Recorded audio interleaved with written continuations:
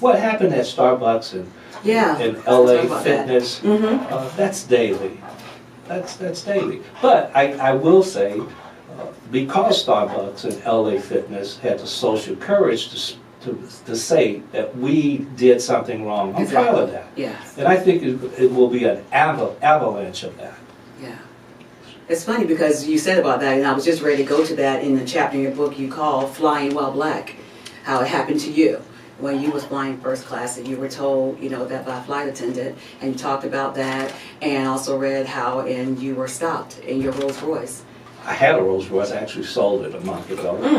But should have got it. Yeah, you should have. But you know, it was coming from my office, top down, beautiful day in Houston. Oh, I bet, And I saw the police car behind me a couple of blocks, and he sped up, and I said, okay, here we go. Right.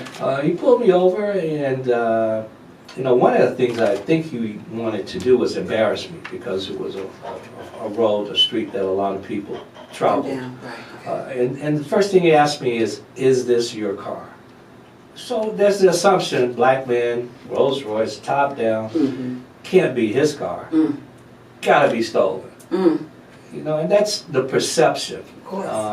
And it's sometimes subconscious. It's not always conscious, sometimes subconscious. But white people see us differently. And we've got to talk about this. We've got to, if it means demonstrating, if it means boycotting, and sometimes it requires that. Change requires pain. Change requires pain. And there's got to be change. How can we get them to see us differently? Well, one of the things that we have to take responsibility is we don't vote. How about that? How about it? How about if we voted and exercised rights that we have, the reason why a lot of us, and I say us, myself included, in the 60s and 70s got beaten, spit on, electrocuted, so that we could vote. Right. The reason why we have the president that we have today is because we didn't go out and vote. Right. We just assumed that Hillary was going to win. We did. Now, what I'm proud of is the women in Alabama. When Judge Moore ran for Senate, 98%. That's right. 98%. Notice the news don't want to talk about that, but 98% of all registered voters that were female and black in Alabama voted. Voted. Got her in there, didn't they? Made a change. Sure they did. So that's where we can start. Right. We can start by ousting these judges and district attorneys, and in our local level. How did you teach your children about racism and how to deal with it? I wanted them to be aware of it. Right. I wanted them to be aware.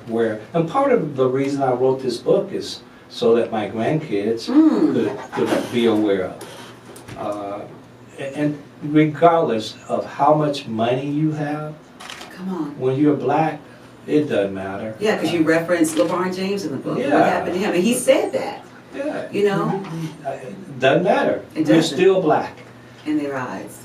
And so I was just yesterday, I was talking to students here at Hampton University, and I wanted them to understand that the real world is different than what's happening to them in school. There you go. And that the real world is about knowledge. Yes. And it's a different approach than education. Knowledge and education are different. And that's why I encourage them to intern, so that they can understand the real world and how it works. Wow. Yes. I certainly encourage that.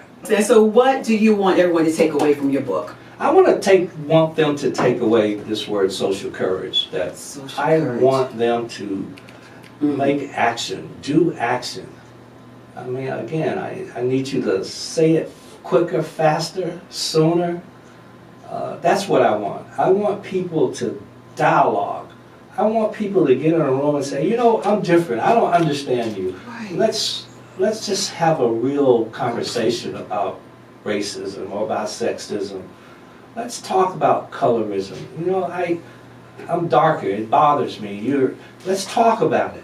This is how you make me feel. Let's talk about it. Let's dialogue. That's what I want people to do.